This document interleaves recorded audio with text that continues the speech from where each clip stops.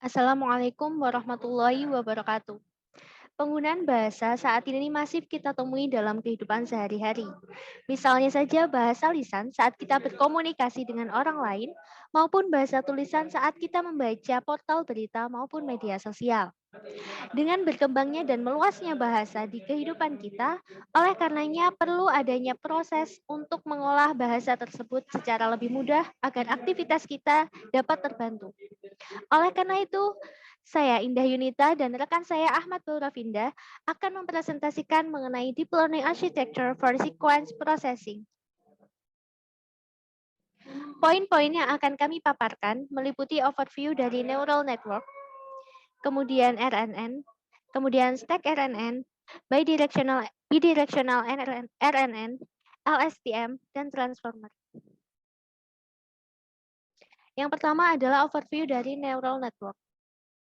Sebelum kita melangkah jauh ke RNN dan LSTM, perlu kita ketahui terlebih dahulu arsitektur dari neural network. Pada slide tersebut terdapat sequence dari kalimat yang dari kalimat ini terdapat 3 buah time step. Setiap kalimat nantinya akan diubah menjadi vektor terlebih dahulu sebelum diproses dan dikeluarkan untuk memprediksi kata yang mungkin akan muncul setelah kata the.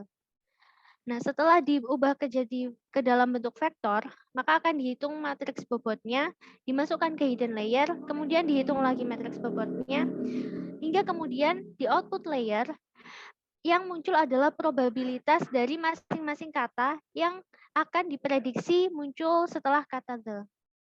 Nah, masing-masing probabilitas dari kata ant, two, fish, dan zebra ini nanti totalnya adalah 1.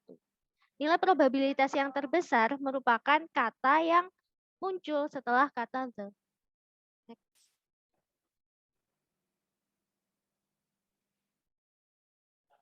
Nah, pada arsitektur neural network terdapat beberapa kelemahan, yaitu tidak adanya kemampuan untuk mengingat bobot. Oleh karena itu, RNN hadir sebagai perkembangan dari feed-forward neural network yang dapat mengingat nilai bobot dari perhitungan bobot yang sebelumnya. Recurrent neural network sendiri artinya adalah berulang. Recurrent itu artinya berulang. Artinya perhitungan di hidden layer itu nanti setelah bobot dihitung dan masuk ke hidden layer, maka bobot akan diulang kembali untuk masuk ke hidden layer dari hasil perhitungan sebelumnya. Bersamaan dengan bobot baru yang didapatkan dari input layer. Kemudian dia akan masuk lagi ke output layer. Kemudian berikut ini merupakan gambar dari RNN yang diilustrasikan sebagai feed forward. Jadi direntangkan. Nah, di sini terlihat bahwa nilai input masuk kemudian dihitung bobotnya. Kemudian masuk lagi ke hidden layer. Ketika dia sudah sampai di hidden layer, maka dia akan dikembalikan ke hidden layer tersebut untuk diingat nilai bobotnya dan dihitung kembali. Di sini nilai U, nilai yang diingat bobotnya. Kemudian dia akan keluar dari hidden layer, dihitung bobotnya, kemudian masuk ke output layer. Jadi seperti itu ilustrasi dari RNN jika kita melihatnya direntangkan seperti feed forward. Nah, berikut ini arsitektur RNN yang unroll. Di sini network layer-nya akan dihitung pada setiap time step. Jadi jumlah network layer akan bergantung pada time step dan jumlah data yang digunakan. Nah, di sini nilai inputnya berbeda-beda. Yang dimasukkan tuh berbeda-beda. Dari X1, X2, X3 itu berbeda. Akan tetapi nilai bobot yang dihitung ketika dia masuk ke hidden layer, kemudian ketika dia berulang lagi masuk ke hidden layer dan bobot antara hidden layer ke output layer itu masing-masing network layernya itu sama. Kemudian di sini ada gambaran RNN untuk training proses. Di sini terdapat beberapa kata yang masuk ke proses RNN. Sebelum kata itu masuk, maka diubah dulu ke dalam bentuk vektor. Setelah itu dia akan masuk ke arsitektur RNN-nya, ke dalam hidden layer. Kemudian softmax over vocabulary ini adalah menghitung probabilitas kata. Jadi akan hitung nilai probabilitas semua kata yang ada di vocab untuk kemudian diketahui manakah kata yang probabilitasnya tinggi untuk muncul pada rangkaian kata berikutnya. Jadi setelah kata so, ini ternyata yang nilai probabilitasnya tinggi itu adalah kata long. Sehingga untuk next word-nya, maka kata long yang akan muncul. Nah, di sini ada keterangan loss. Masing-masing kata itu nanti akan dihitung loss-nya. Loss itu artinya perbandingan antara prediksi dengan data asli.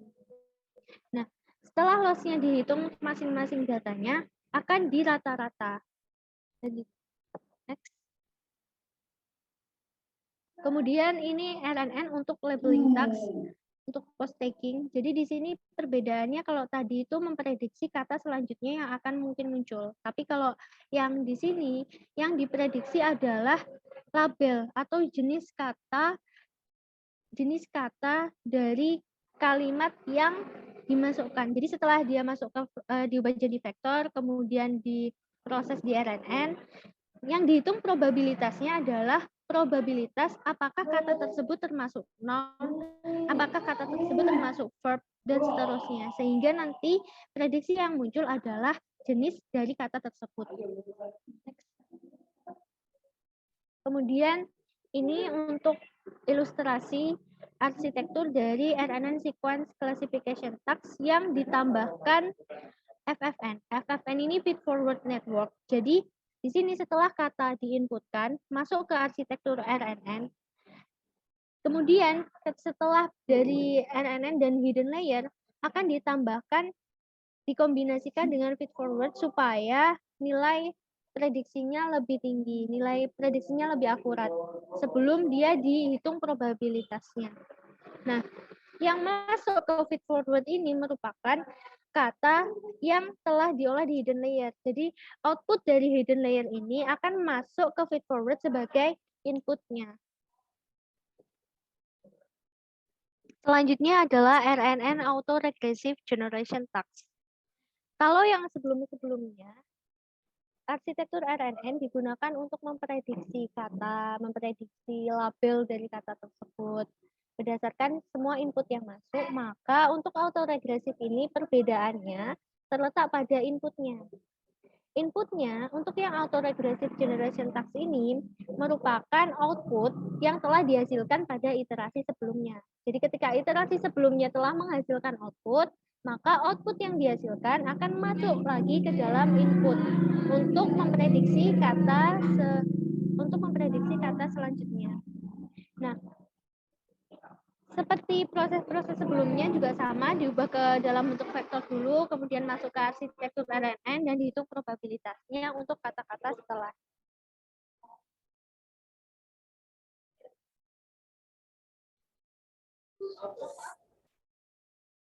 Baik, saya lanjutkan. Nah, di dalam RNN, arsitektur RNN itu ada dua jenis lagi arsitektur. Yang pertama ada stacket RNN, dan juga yang kedua itu ada bidirectional RNN. Untuk stacket RNN, ini ada tumpukan pada satu arsitektur dengan tumpukan arsitektur kedua dan ketiga dan seterusnya. Dimisalkan di dalam arsitektur RNN ini ada 3 tumpukan yang mana nanti ada data input X1 akan masuk pada iterasi 1 atau iterasi yang pertama pada tumpukan yang pertama. Setelah itu nilai dari X1 ini akan diproses pada hidden layer di sini. Nah, setelah itu akan dihasilkan suatu bobot yang akan diteruskan ke dua arah, yaitu ke arah kanan dan juga ke arah atas. Nah, setelah itu proses akan berjalan, komputer akan memproses nilai yang pada hidden layer yang iterasi kedua pada tumpukan yang pertama dan juga tumpukan yang kedua pada iterasi yang pertama. Nah, setelah itu sampai akan didapatkan nilai output. Nilai output. Setelah itu jika pada hidden layer di sini itu akan membutuhkan informasi atau hasil perhitungan bobot yang pada iterasi yang sebelumnya. Jika perhitungan yang ada di iterasi sebelumnya itu belum selesai, maka iterasi yang selanjutnya tidak bisa dilakukan karena akan menunggu hasil perhitungan yang sebelumnya. Jadi akan terus dan akan didapatkan outputnya. Setelah itu,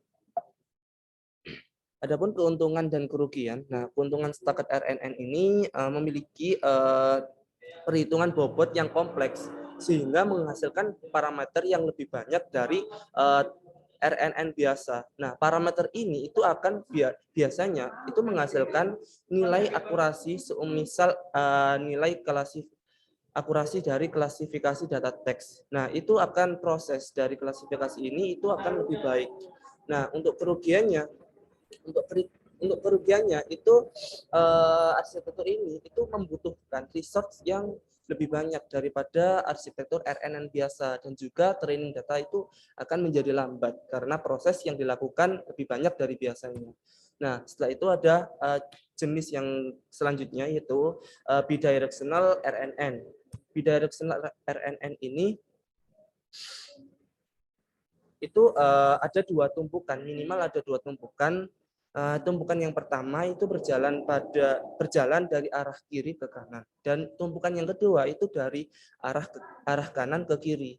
Nah, tujuannya apa? Tujuannya ini adalah untuk memprediksi nilai yang kosong terhadap teks yang sebelumnya itu tidak ada dan di teks selanjutnya itu ada. Jadi ini digunakan untuk memprediksi kata sebelum dari kata yang sudah ada selanjutnya gitu. Jadi prosesnya berjalan dua arah. Yang pertama, ya untuk prosesnya itu pertama ada X1 akan diteruskan pada iterasi, akan dimasukkan pada hidden layer pada tumpukan yang pertama. Nah, proses pada arsitektur RNN yang pertama ini itu harus diselesaikan terlebih dahulu untuk menghitung tumpukan yang kedua, karena tumpukan yang kedua ini membutuhkan informasi atau nilai pada inputan yang terakhir. Oleh karena itu, perhitungan pada RNN1 harus diselesaikan terlebih dahulu. Setelah itu akan didapatkan output dari arsitektur 1 dan arsitektur 2. Nah, setelah itu bobot akan digabungkan atau nilai output akan digabungkan menjadi satu.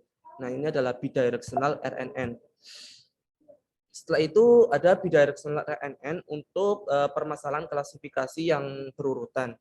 Nah, sama konsepnya dengan yang sebelumnya, akan tetapi di sini itu ditambahkan tumpukan lagi FFN, yaitu feed forward networks. Nah, feed forward networks ini digunakan untuk proses klasifikasi. Nah, untuk proses ini itu biasanya biasanya akan menjadi lebih baik daripada bidirectional biasa, karena masalah yang dihadapi adalah masalah klasifikasi, sehingga FFN akan menangani masalah tersebut. Setelah itu adapun keuntungan dan kerugian dari bidirectional RNN ini. Yang pertama, tidak bergantung hanya pada satu urutan saja, yaitu bisa dua urutan, yaitu dari arah kiri ke kanan dan dari arah kanan ke kiri, dan juga bisa memprediksi kata yang sebelumnya dengan data input kata yang selanjutnya. Jadi bisa memprediksi kata yang sebelumnya. Dan juga data training itu berjalan dengan dua arah. Dan untuk kerugiannya sama dengan setakat RNN, yaitu ada membutuhkan research yang lebih banyak, dan training data itu akan menjadi lambat. Nah, setelah itu ada LSTM, yaitu long short term memory. Nah, kenapa dibuat arsitektur LSTM? Karena untuk menyelesaikan beberapa masalah pada RNN. Salah satunya adalah vanishing gradient. Nah, vanishing gradient bisa dianalogikan pada gambar di sini. Itu di sini adalah gambar dari arsitektur RNN, dan di dalamnya ada beberapa hidden layer. Nah, di sini yang iterasi pertama mempunyai warna yang pekat. Seiring terus berjalannya proses tersebut, warna ini akan pudar. Nah, ini akan dimisalkan sebagai nilai dari bobot pada iterasi pertama sampai ke iterasi terakhir. Nilai dari bobot hidden layer itu lama-kelamaan, jika kita mempunyai data yang besar, itu akan mempunyai nilai yang sangat kecil, sehingga tidak relevan untuk memprediksi data teks. Dan masalah yang dihadapi RNN ini, kemampuan mengingat itu masih rendah. Dan LSTM akan mengatasi solusi masalah tersebut, yaitu dengan memperbaiki vanishing gradiennya dengan menambahkan cell gate yang disebut sebagai memori. Nah, ini adalah arsitektur dari LSTM yang pada bagian kiri ini itu adalah cell gate dan bagian tengah ini adalah inputan gate dan yang bagian terakhir ada output gate. Nah, cell gate ini digunakan untuk mengingat nilai atau bobot yang masih baik dan akan diteruskan ke iterasi yang berikutnya. Oleh sebab itu, LSTM akan memiliki kemampuan mengingat yang sangat baik dan mengatasi vanishing gradient. Nah, ini adalah arsitektur LSTM secara detail. Nah, pada arsitektur RNN itu input pada arsitekturnya hanya XT dan HT-1. XT ini adalah data input dan HT-1 ini adalah hidden layer yang dihitung sebelumnya dan dimasukkan ke dalam iterasi selanjutnya. Dan juga pada LSTM itu akan diberikan sebuah memori yaitu CT-1 yang dinamakan dengan cell gate. Nah, ini adalah yang akan bertujuan untuk menyimpan bobot yang masih baik yang akan diteruskan ke iterasi selanjutnya. Nah, ini adalah perbandingan 3 arsitektur, yaitu ada NN, RNN, dan LSTM. Kalau NN hanya memiliki satu inputan, yaitu data inputan nilai data input. Kalau RNN mempunyai 2 nilai, yaitu data nilai input dan juga hidden layer yang sebelumnya akan dimasukkan ke dalam arsitektur itu lagi. Dan kalau LSTM itu akan ditambahkan CT-1 yang sebagai memori atau cell gate. Nah, setelah itu ada transformers. Nah, transformers ini adalah arsitektur yang bisa menangani sequence processing tanpa perulangan atau tanpa recurrent seperti RNN dan LSTM tadi. Transformer ini itu bekerja lebih efisien daripada arsitektur sebelumnya dikarenakan tidak ada proses pengulangan atau proses recurrent pada arsitekturnya. Semisal di sini didapat salah satu arsitektur yaitu self attention transformer yang mana di sini ada X1, X2, X3, X4 yang akan langsung dimasukkan ke dalam arsitektur tanpa menunggu X1 ini selesai terhitung pada bobot layernya. Untuk perhitungan RN yang sebelumnya begitu. Jika di sini itu nilai X1 akan disebarkan atau didistribusikan pada semua hidden layer selanjutnya. Begitupun juga pada nilai input X2 akan didistribusikan pada bobot atau hidden layer yang selanjutnya. Nah, sehingga di sini akan memiliki kemampuan mengingat nilai dari data yang sebelumnya. X1, X2 akan mengingat nilai X1, X3 akan mengingat nilai X2, sehingga akan didapatkan output yang untuk memprediksi data teks. Nah, sekian dari presentasi kami. Didapat kesimpulan bahwa pada sequence processing memiliki beberapa arsitektur. Yang pertama ada neural networks yang bekerja atau diproses secara langsung, tidak ada proses recurrent, dan setelah itu ada arsitektur recurrent atau RNN yang di dalamnya ada proses recurrent sehingga bisa mengingat nilai sebelumnya. Dan juga setelah itu ada LSTM untuk memperbaiki masalah pada RNN. Dan yang terakhir ada transformer atau arsitektur yang lebih efisien dari arsitektur sebelumnya. Demikian dari kami. Wassalamualaikum warahmatullahi wabarakatuh.